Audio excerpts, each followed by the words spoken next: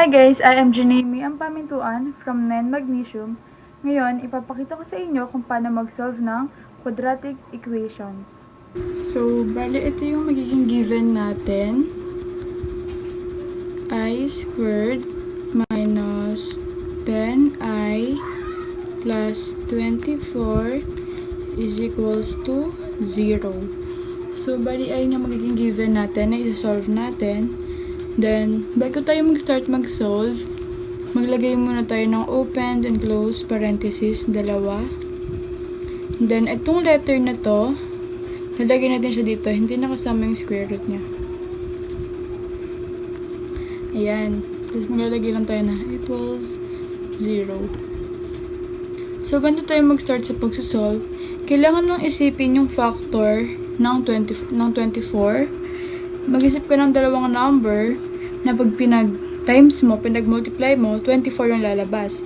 Then, pag pinag-add mo naman yung dalawang number na yon, ang lalabas is negative 10. Negative, hindi positive. Negative. So, ito yung magiging guide natin. Parang ganito siya.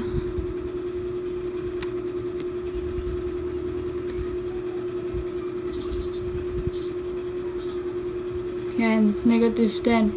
So, ano yung factor ng 24? 6 times 4 is equals to 10. Ay, is equals to 24 pala. Tapos, pag yung dalawang number na yon pinag-add mo, magiging 10 siya. So, paano siya magiging negative? Bigyan natin siya ng sign.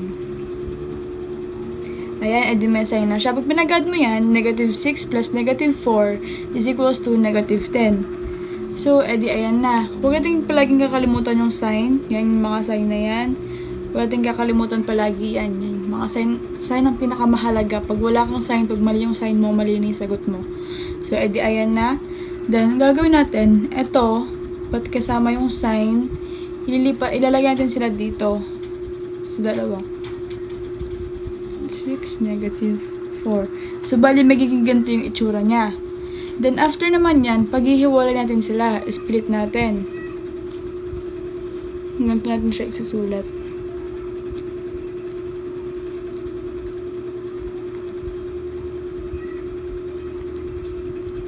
Ganyan.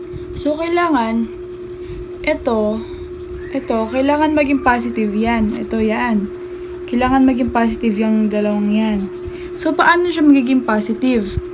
Para maging positive siya, iti-transpose natin siya, ililipat natin siya. So, bale, ito na yung magiging final answer natin.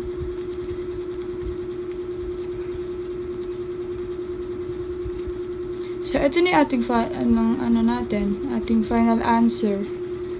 Ayan. Ganun lang siya kadali. Ganun lang kadali yung solve ang quadratic equations by factoring. Ayan. Ito na yung magiging final answer natin. Ayun lang.